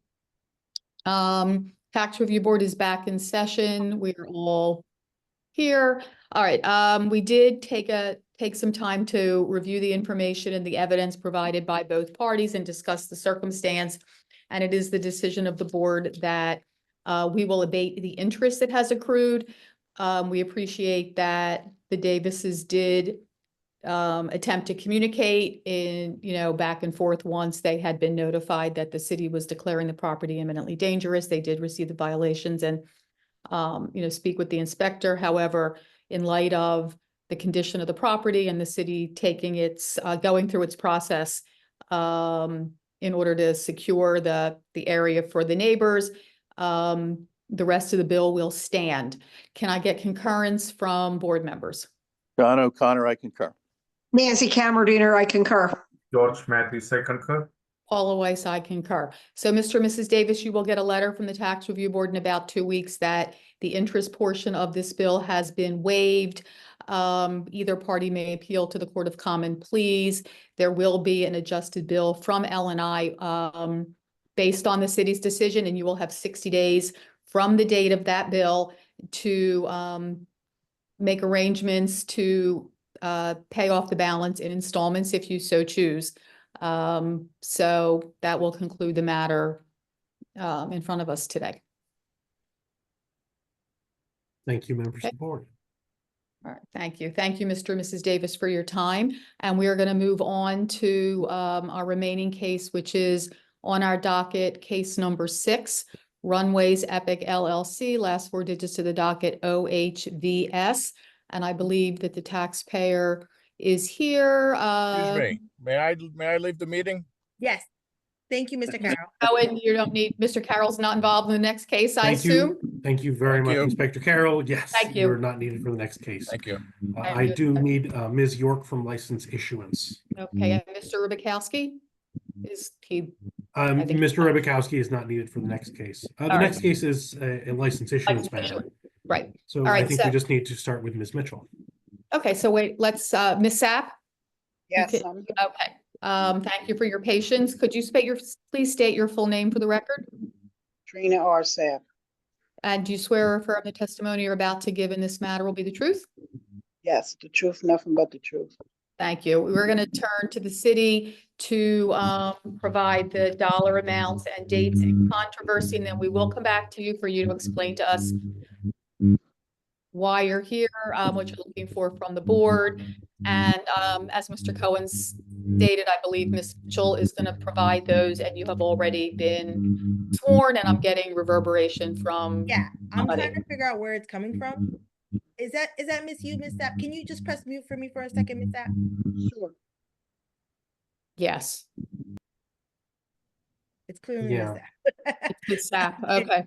So when I you're wonder not if there isn't some vibration underneath wherever is holding up her Yeah. laptop or phone that Miss may be Sapp, coming are through the you phone. leaning your phone on something? Miss Sapp, can you hear me? Are you leaning your phone on something? What- Can you unmute now Ms. yourself? Sapp is muted, so. Yes. Could you unmute yourself, Ms. Sapp? Yes, I'm leaning it on a little board because I have arthritis in my neck. Okay, we just Okay. don't, if it was vibrating and we could hear Yeah, it, it's but causing like a vibration that's kind of making it hard to hear. So that's why we were asking. If you're not gonna testify, can you just make sure that you're muted? And then when Yeah. when it's your turn, we can deal with it, I guess. all right, Okay, we'll no figure it out. Thank you. Thanks. All right, we're gonna go back to Ms. Mitchell. Can you provide us with the dollar figures and dates for the record, please? Sure. Runways Epic LLC, this is for a license fee. The original bill date is 4/6/2023. The numbers I will be reading in the record today are actually updated, and they were updated January the 22nd, 2025. So current license fee is $330. Past license fee is $2,910. Interest, $891.30. Admin fee, $1,782.60. Total is $5,913.90. Thank you. I have just a clarification. So the $330 that you read in is for 2025? Yes. Okay, and the Yes. 29, can you tell us what years that 2910 covers? That, Ms. York more likely could testify today. These are just the numbers that I got Okay. off our off the Eclipse website. All right, so Mr. Cohen, you'll provide that at some point, I Yeah, guess. and actually, the city's position statement does in its argument section contain sort of a breakdown of how those numbers are arrived at, but we'll do it with Ms. York's testimony Do it on the record. live on the record. All right, so Mr. Cohen, did you have any opening comments? Yes, I think this case, Ms. York's testimony is going to be fairly short. I think this case is mostly about just the statutes and the regulations that go into how you do this calculation. All I right, well, actually put those, I put those in the exhibits packet. We can cover them after Ms. York's testimony. All right, so then why don't we see what Ms. Sapp is looking for from the board? Ms. Sapp, if you unmute yourself, okay. So could you please explain to us why you're here, what you're looking for from the board? Okay, last year I had won, and somehow this case was abandoned. I don't know all that other stuff. This is the first time I'm going through this. So what I'm asking for basically is to have the fees just taken away, because I did not know, God knows I did not know to what they was telling me that I had to renew the license. Nobody didn't tell me that at the time.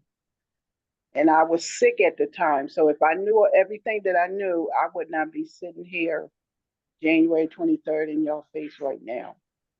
Okay, so when you say waive the fees, are you talking about the delinquent back fees? Or are you talking about the current fee? Are you no longer in business? I want to get my sidewalk side license, okay? I still want to continue to work, but I can't do it. I'm on a fixed income. I get Social Security. I live in PHA, so I'm just trying to make some money for myself. And I just want these fees to just go away. That's all I'm asking. Have you been in business the last 5 or 6 years? No, I have not. When did you start your business? 2014. And when did you stop your business? Around 2018 or 19. Because I was sick. I've been sick for quite some time, different ailments and stuff. Okay. All right, Mr. Cohen, why don't you tell us what you have? The city would call Shondell York of the license issuance unit. Okay, Ms. Could you York. please have her sworn? Yes, Ms. York, could you please state your name and position with the city? Shondell York, I'm a code administration supervisor. And do you swear or affirm the testimony you're about to give in this matter will be the truth? Yes. Thank you. Mr. Cohen? And specifically, do you work in L&I's license issuance unit? Yes. And have you reviewed the records for the renewal of vendor sidewalk sales license 657989? Yes. All right, I'm going to put on screen the city's position packet, sorry, the city's exhibits packet that has been previously provided to the board and to the petitioner. Can everyone see the packet? Yes. Yes. All right, I'm going to move down to page 2 in the packet. Ms. York, if you can tell everyone what this is. That's the license information for, I'm sorry, I have coworkers next door to Sorry, me. Just try to get them to be just a little Yeah. quiet. Thank Yes, you. please. I know, everybody shut up. They get enthusiastic over at Eleanor. Well, also, if she's in license issuance, if we're- she's down in, are you the down in the concourse. concourse? Yes, level? we are in the Yeah, concourse, that yes. explains it. All right, So sorry, yes. can you explain what this document is? Okay, so this is the Eclipse home. This is one of the Eclipse license pages. It has the license number written up top, the license type at the bottom, who the business is, when it was originally issued, the expiration date for the license. Previously, our licenses had set expiration dates for specific month, whatever type of license it was, and then the license date, which is inactive, as in it hasn't been paid. Well, as an offer of proof, after Ms. York's testimony, I'll go over the law. This is the type of license this is under the Philadelphia Code is an annual one, January 1st to December 31st of each year. So the fact that the initial date was August 7th it doesn't carry to August 7th of 2016. Right? It That's ends in correct. December of 2015. And looked Yeah, it's okay. actually, I will point that out in the Philadelphia Code. Calendar. It says the period of the license is January 1st to December 31st. If you apply in the middle of the year, you only get it for that fraction of the year. Thank you. Ms. York, if you could tell us, when was this license first issued? August 7th, 2015. And did it expire at the end of December in 2015? Yes, the initial beginning for renewal would have been December 1st, and they would have had the entire month of December 2015 to renew it. And just, I noticed that over here on the document, it says expiration date December 1st and then inactive date December 15th. Mm-hmm. Is that inaccurate? Yes, they would have actually had to the end of December to pay the fee. And without getting too inside baseball, is the inaccuracy possibly caused by the conversion from the old Hanson Absolutely, system yes. to the Eclipse system? That's exactly why, because that's when it was converted over. Yeah, just to explain that discrepancy for the board, because I know the record here does reflect a different date. Now scrolling down in the packet to the third page, is this, well, I'll explain that this is a copy of the previous license fee issuance one, license fee renewal bill. Just to confirm with Ms. York, is this the bill that was issued on September 12th of 2023? Yes. So that would mean that the delinquent fee, the penalty, et cetera, those are all calculated as of December 12th of 2023. Whatever date they hit to try to renew it, yes. And then on page 4 is a copy of the petitioner's petition minus the exhibit, which is, of course, immediately up here. And then on page 5, is this a current copy as of yesterday, January 22nd of 2025, of the license renewal fee bill? Yes. So this delinquent fee here of $2,910, is that only the past license fees for renewal of that license? Yes, that's just the that's the most of that is just the fee and then the interest, not the penalty. The penalties, as you can see, is set aside. So like 2016, there's a fee charge for renewal, 2017 fee, 2018, it's all the way through to 2024. Yes. All right, so let me And stop then- you there. The 2910, are you testifying is both actual fee plus interest? Because I don't think we had a penalty amount read into the record. That was going to be my next question. I'm sorry, I'm over ahead. here Go to the ahead. right. That's okay. So just to clarify for the record, what we've got established through testimony thus far is the current fee is the current license renewal fee for 2025. Yes. The delinquent fee is 2016 through 2024, just license fees. Is that right? Yes. And then there's interest and I was going to say the penalty over here of 26.73 and 90 cents, is that the 1.5% interest and penalty that is calculated for those previous years? Yes. And just for the record, because it's now January 23rd of 2025, are we still within the 60-day grace period for no interest and penalty, or interest and penalty are waived for the current year's renewal? So next Friday, the 31st, yeah, because it'll be 60 days out from whatever it was supposed to be renewed. You have to get it done before But penalties that and means interest that- hits again. Yes, but that means that the 26,000 and change, that would be the interest and penalty for the previous years, right? Yes, the previous year. So this one is from we generated this one on January 2022, January 1st, like yesterday. So this will come for all of the years from 2015 from when it expired up until when we generated it. And then it's like 60 days out from whatever the due date was, when this case was December 1st, before we start hitting them again with interest and penalties for not having renewed it. Mr. And- Cohen, is that different than the typical administrative fee? We're talking actual penalty So calculation? we're actually not talking about an administrative fee of 21% like we normally think of it. That's I- okay. Got it. I actually, when we get to the statutory part, I'll go over what that means. I just wanted to add for the record, or ask for the record, has it been the practice going back, has it been L&I's practice going back to 2015 to charge these past due license fees and interest and penalty? Past the license fees, yes. Interest and penalties, no. So we started doing it, forgive me, my brain. I can't remember. I want to say it was like 2019 or so. We didn't always charge the interest and penalties, but the past due license fees every single year, that hasn't Okay. changed. All right, thank you very much. Those are actually the only questions I have for Ms. York. If Ms. Sapp has any questions, we can do cross, or if the board has any questions, I can also leave this up on screen so we can use the exhibits. Okay, Ms. Sapp? Yes. Do you have any questions? Can you for hear the- me? Yes, do you have any questions for the city's witness based on what she has testified about the billing? Pardon me? I don't understand none of that stuff, but that's the city thing. I don't understand none of that. But all I'm just asking just to be lenient on me and just let me go in and just pay annually. Let's get this start over again. I All know right. now what I Ms. not know before. So I know now. Moving Mr. forward. Cohen? Ms. Sapp, I have a question to you. Do you still have this business? What you say, hon? Do you still run this business? Do you have this business?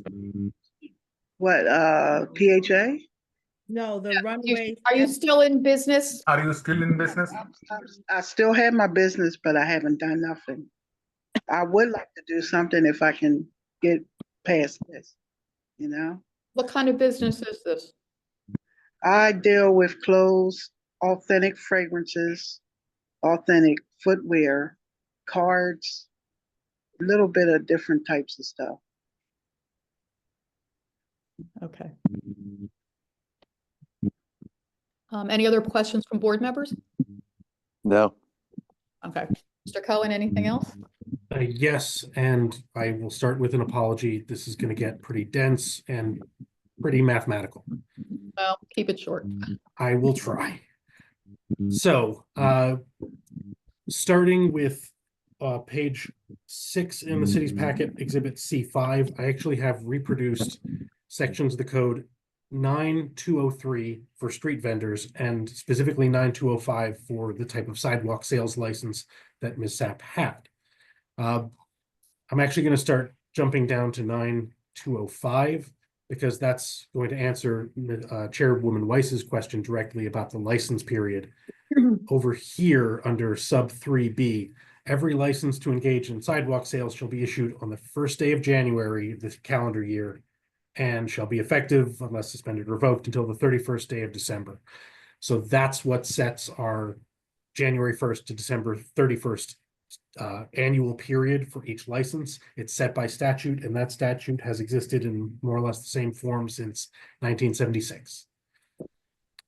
Over here, under sub 4B, the application fee for this specific type of license is set piggybacking off of 9203 3B.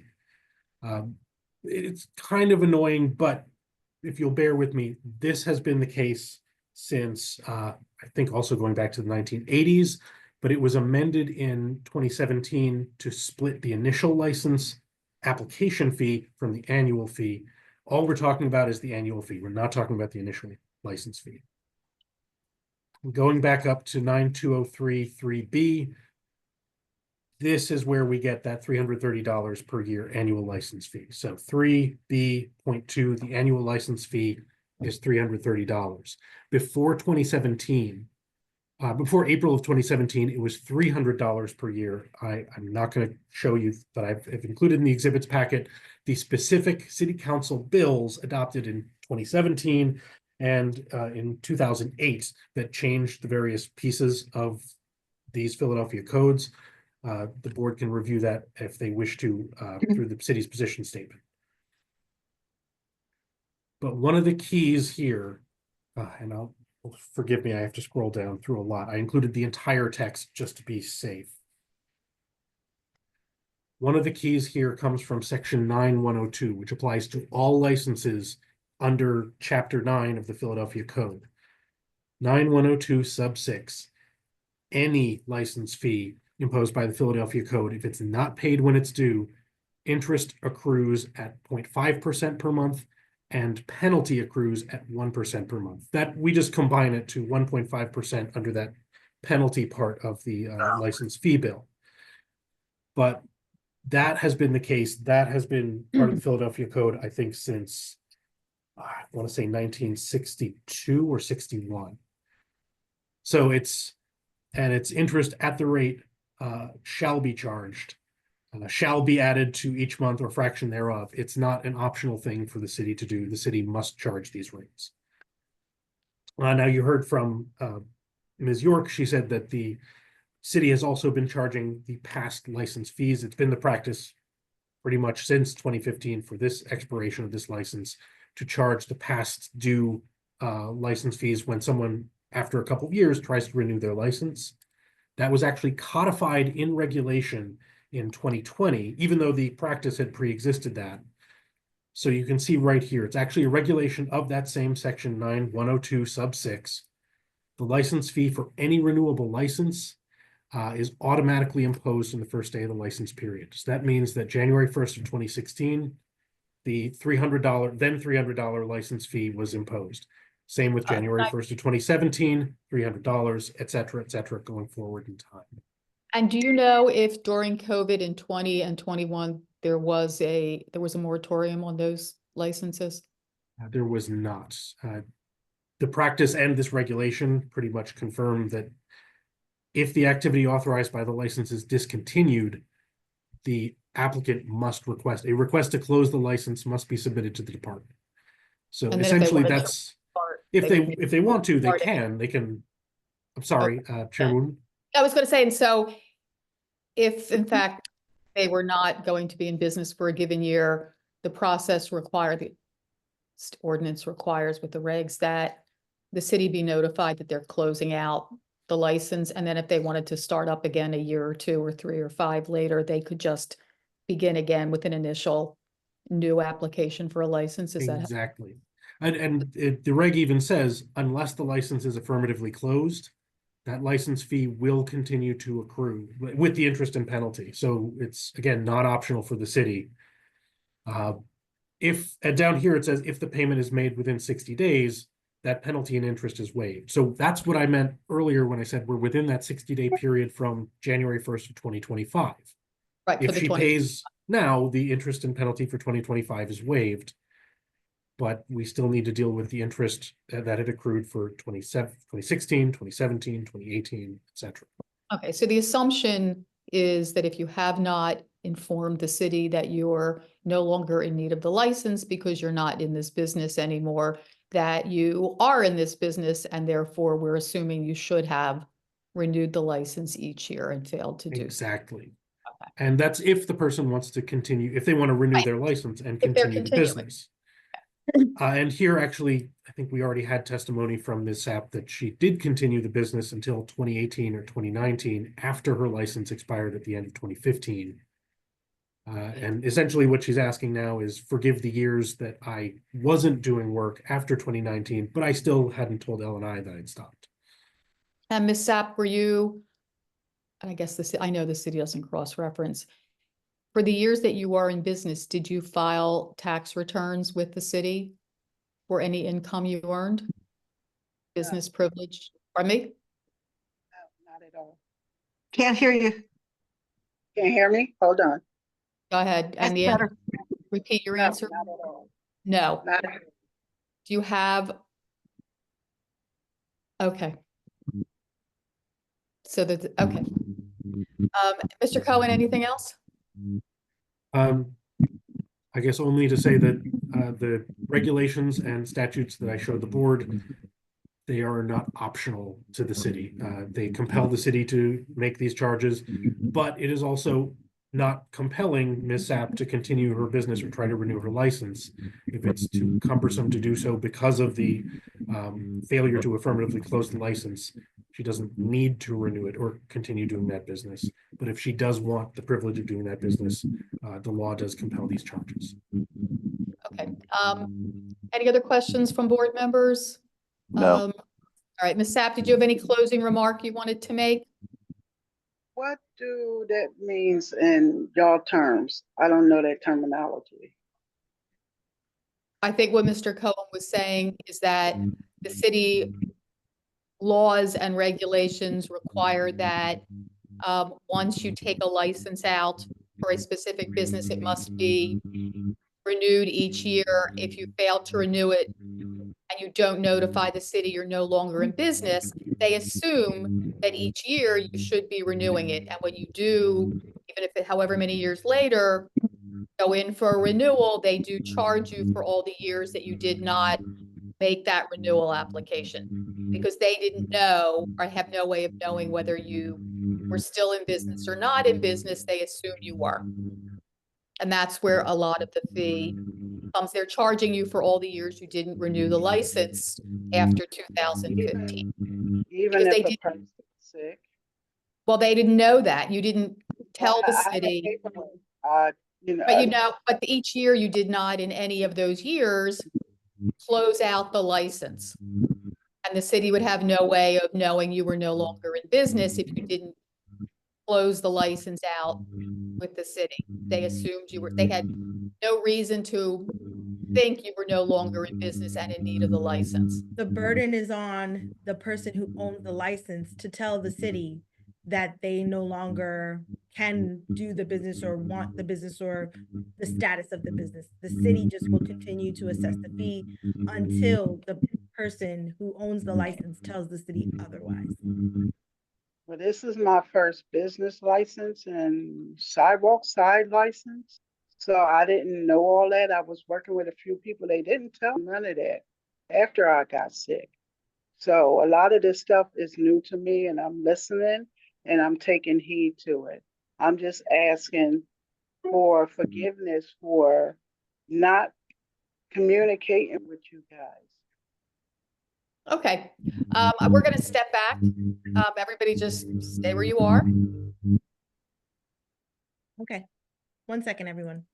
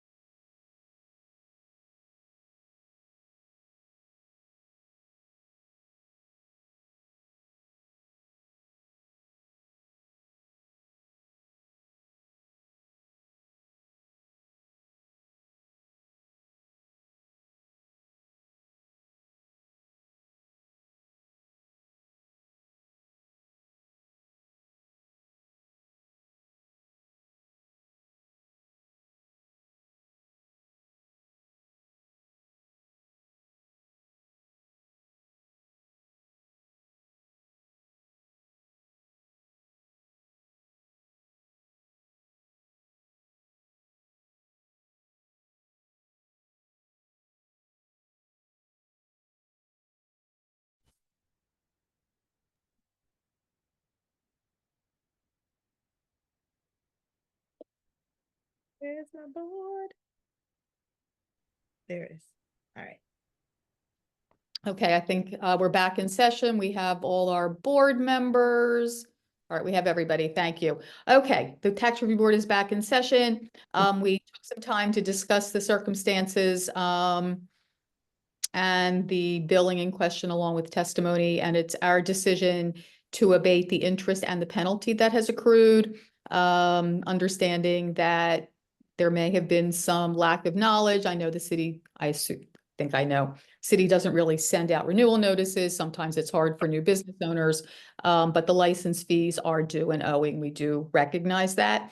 So Ms. Sapp, you'll get a letter from the tax review board within 2 weeks that the interest and penalty has been waived, contingent on entering into a payment agreement for the balance within 30 days of receiving the adjusted bill from Revenue Department. I get concurrence from other board members. Yes, John O'Connor, I concur. Nancy Cameron, I concur. George Matthews, I concur. Paula Weiss, I concur.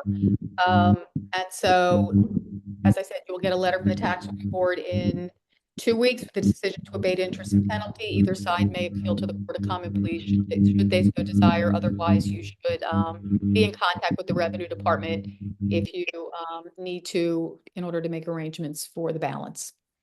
And I believe that that concludes our docket for today. Thank you, everyone. Thank you very much, do you have a members of the question? board. You're on mute, Ms. Sapp. You're on mute. You're on mute, Ms. Sapp. We can't hear you. We can't hear you. I can't hear you. We cannot hear you, Ms. Sapp. I think you're trying to ask us a question. You're muted. You're muted. I was asking, can I get my sidewalk sales back once I pay on the 330, I'm sorry. There's going to be the balance for the remaining years of license fees, which I believe is the 2910. However, you can arrange that to pay that off in installments with the Revenue Department once you receive the tax review board decision letter. Okay. Okay. Well, All right. I would only add that I'm not sure if there are other requirements, like non-monetary requirements to get back the license. I would defer to Ms. York at license issuance to let us know if there are any other requirements for a sidewalk sales vendor license. Yes, because I would like to get it back. All right. Well, that would probably require a conversation with a revenue or a L&I representative in the concourse. Yeah. Yeah. Once she gets her decision, she has to make an appointment. All that is explained on the TRB letter. Yeah. Okay. Okay. All right. Good luck to you. All right. All right. TRB is adjourned for today. And before we go, Mr. Cohen, we want to thank you for being so well prepared. And Thank you, Mr. Cohen. I appreciate it. And Thank you. Thank you very much. And we appreciate it. So we wanted you to know. Take care, everyone. Have All a right, good day. take care. Bye. Have a All good right, weekend, everybody have a good weekend. Thank See you you next for week. All right. Thank have a you. good one. Thank you, Leah. Thank you. Thank you. Bye-bye. Have a good Take night. care. You too.